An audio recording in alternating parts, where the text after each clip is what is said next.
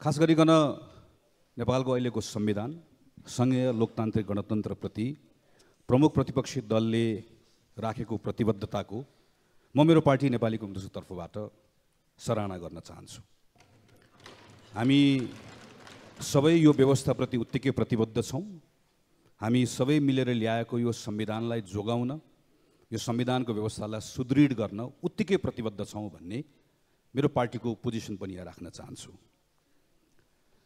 नेपाली कांग्रेस पार्टीले प्रारम्भदेखि नै संवैधानिक राजतन्त्रलाई मान्दै आएको थियो।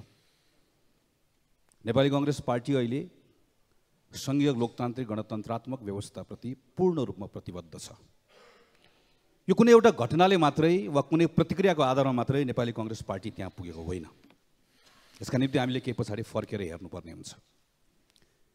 2059 साल असोज 18 को माघ 19 का ती घटनाहरूले स्वाभाविक रूपमा हामीलाई निर्णयमा छिटो पुग्नका निम्ति कारकका रूपमा काम गरेकै हुन्, तर ती मात्र होइनन्।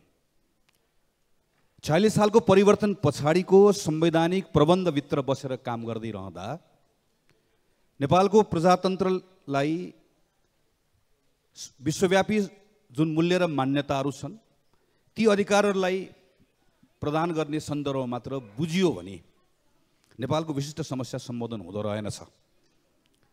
नेपालका सन्दर्भमा यहाँको बहुजातीय, बहुभाषिक, बहुसांस्कृतिक विविधता, यहाँको एउटा केन्द्र लामो समयदेखि बलियो हुँदै गर्दा नेपालभित्रका अनेकन भूगोलहरू पछाडि पारिएको अवस्था, यी सबै कुराहरूलाई सम्बोधन गर्नका निम्ति हाम्रा निम्ति एउटा विशिष्ट सामाजिक व्यवस्था, अर्थव्यवस्था, अर्थ राजनीतिक व्यवस्था र ती सबै कुरालाई बोक्नका निम्ति एउटा संवैधानिक प्रबन्ध चाहिँदो रहेछ भन्ने निष्कर्षमा नेपाली कांग्रेस पुगेको हो।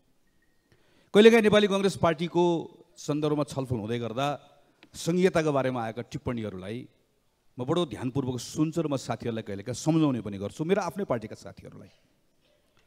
गिरिजाप्रसाद कोइराला पार्टीको सभापति हुनुहुन्थ्यो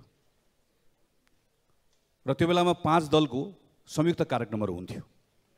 ती संयुक्त कार्यक्रमहरू हुँदै गर्दाखेरि म अहिले सम्झन्छु नरहरि आचार्यलाई। नरहरि आचार्यले एउटा दस्तावेज तयार गर्नुभएको थियो, जुन दस्तावेज 5 पार्टीमा छलफल भयो र त्यो दस्तावेजमा पहिलो पटक प्रदेश भन्ने शब्दको प्रयोग गरिएको थियो। नेपाली कांग्रेस, नेकपा एमाले लगायतका दलहरूको एउटा नागरिकहरूसँगको एउटा प्रतिबद्धता थियो, बाचा थियो। हामी त्यो बेलामा संसद पुनर्स्थापना गर्ने माग थियो, तर संसद पुनर्स्थापना गरिसके पछाडि पनि हामी एउटा यस्तो नयाँ व्यवस्थामा लिएर जान्छौँ जहाँ हामी एउटा केन्द्र मात्र राख्दैनौँ, प्रदेशको रचना गर्छौँ। अहिलेको हाम्रो पार्टी सभापति नेपाली कांग्रेस प्रजातान्त्रिकको पार्टी सभापति भएको बेलामा नेपाली कांग्रेस प्रजातान्त्रिक नेपालको पहिलो पार्टी थियो जसले विधिवत रूपमा आफ्नो पार्टीको अधिवेशनबाट संघीयताको ढाँचामा नेपाललाई लिएर जाने संघीयता भन्ने शब्दको प्रयोग गर्ने त्यो पहिलो पार्टी थियो। त्यसैले अहिले संघीयता, समावेशिता, समानुपातिक प्रतिनिधित्व लगायतका, गणतन्त्र लगायतका यी जति पनि विषयहरू छन्, यी विषयहरूका सन्दर्भमा हामी कोही रातारात आइपुगेको होइन।